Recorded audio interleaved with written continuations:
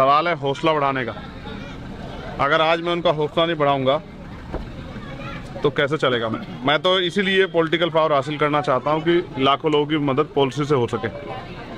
अगर हम ताकत में होंगे तो पॉलिसी बनाएंगे कि जो इस तरह के बच्चे हैं उनको फ्री में शिक्षा मिलेगी और बेहतर से बेहतर मिलेगी। उनके लिए बड़े हॉस्टल टाइप स्कूल भी बना सकते हैं। उनके परिवारों के रखरखाव के लिए जिम्मेदारी भी उठा सकते हैं। जो बीमार हैं उनके लिए बेहतर इलाज की व्यवस्था भी कर सकते हैं और गाँव तक आगे गाड़ियों कर सकते हैं। बहुत सारे प्लान हैं, लेकिन सवाल यही है कि अभी भी मैं महसूस करता हूँ जितनी हिम्मत हम में है, जो कुछ हम पे है वो समाज का है, और अगर हम उससे किसी की मदद कर दें उसमें कोई बुराई नहीं है। तो मैं कोशिश करता हूँ किसी का हौसला न टूटे। आपने उसका हौसला बढ़ाया, उस लड़की की आंखों में आंसू आ गए। यही मेरे लिए बहुत वो था तकलीफ में। हर व्यक्ति चाहता है कि अच्छी पढ़ाई करे, लेकिन अमीर के लिए तो रास्ते हैं, गरीबों के लिए क्या रास्ते हैं। ये तकलीफ है मेरी और इसको मुझे दूर करना है। बेहतर से बेहतर इलाज, बेहतर से बेहतर आना जाना, रख रखाव, रहना सहना, खाना पीना और सुख सुविधा, ये होनी चाहिए। यही है असल लड़ाई, यही है संविधान का राज। और जब ये आएगा तभी बात बनेगी, इसके अलावा कोई रास्ता नहीं है। अभी जो राज है ना वो संविधान का नहीं है।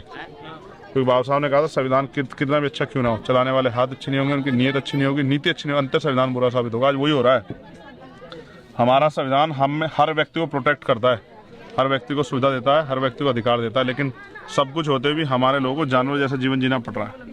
और सामाजिक गैर बराबरी भी अभी जिंदा है। और धर्म के आधार पर जो गैर बराबरी है, जो मुसलमानों के साथ हो रही है, जो सिखों के साथ हो रही है, बुद्धिस्टों के साथ हो रही है, ईसाइयों के साथ हो रही है, वो भी जारी है। और कोई इसके खिलाफ नहीं बोल रहा, ना किसी के एजेंडे में। मुझे इस बात की तकलीफ है कि भारतीय राजनीतिक दलों ने सिर्फ हमें वोटर ही समझा। अभी हमें बहुत कुछ करना और बहुत तमन्ना लेके हम लोग कर रहे हैं, और मेरा विश्वास है अगले 10-15 साल में हम ये कर देंगे, क्योंकि आज हमारी टीम बहुत तेजी से इस काम करने लगी। मुझे लगता है कि आपने जो ग्रेट चमार का बोर्ड लगाया था, उसकी वजह से इनने रॉयल चमार लिख रखा था यहाँ पर। आप कहीं ना कहीं इन्फ्लुएंस तो हुए। इसको मैंने समझाया था कि ये क्या है। बेसिकली हमारे यहाँ चमार जाति का सर्टिफिकेट बनता है। यहाँ बिजनौर में आप पता करा लो, बनता है ना सर्टिफिकेट, चमार जाति का सर्टिफिकेट। और डीएम इशू करता है ना सर्टिफिकेट को, कहीं तहसीलदार करता है, कहीं एसडीएम करता है, होता है ना। जो सेंटर का बनता है उसको डीएम ही करता है ना, ठीक है। उस पर लिखते हैं वो अनुसूचित जाति उपजाति चमार। तो जब मेरे साथ ये विवाद हुआ ना, तो मैंने डीएम साहब के सामने रखा था। वो कह रहे हैं ये आप गलत शब्द यूज कर रहे हो। तो मैंने उनको बताया कि आपने तो लिख के दिया, तो फिर पहले मुकदमा आप ही के ऊपर कराऊंगा। फिर उन पर जवाब नहीं था। इसलिए मैं तो बाबा साहब, मार्च सत्याग्रह पढ़ोगे ना समझ आ जाएगा। जब मार्च सत्याग्रह हुआ जी, तो बाबा साहब ने अपने लोग कहा कि आज हम सत्याग्रह कर रहे हैं, हम जवाब नहीं देंगे, आज कुछ भी मुसीबत है सामना करेंगे।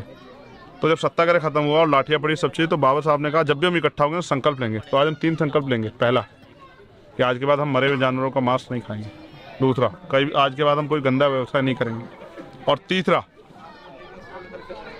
कि जब तक देश में जाति है, हम जाति के आधार पर अपने आप को नीचा मान के अपना मनोबल नहीं डाउन करेंगे। यानी कि उनके कहने का मतलब ये था कि जब तक जाति व्यवस्था को आप खत्म नहीं कर, तब तक आप जाति के आधार पे अपने आप को छोटा मान के मनोबल डाउन करो। इसलिए मैंने कहा कि हम ग्रेट हैं मेरे। और इस ग्रेट कहने से मैं ये नहीं कह रहा हूँ कि कोई ग्रेट नहीं है, सब ग्रेट हैं। मेहनत कर जातियाँ सारी ग्रेट हैं, हर व्यक्ति ग्रेट है, और वो काम से ग्रेट होता है, जाति से नहीं होता, ठीक है। फिर मैं आपसे कह रहा हूँ बहुत जिम्मेदारी से इस बात को कि चीज़ें बदलेंगी और उसको कोई नहीं रोक सकता, क्योंकि परिवर्तन प्रकृति का नियम है। और जो इनको बस कबार साहब ने कहा गुलाम को गुलामी का एहसास करा दो, अपनी बेटियाँ स्वयं काट लेगा। हम सिर्फ जा के लोगों को कैडर के माध्यम से एहसास करा रहे हैं। बेटियां तो उन्हें ही काटनी है और कटेंगी बेटियां, याद है। बिल्कुल भाई। जय भीम। चलो टाटा बाय बाय।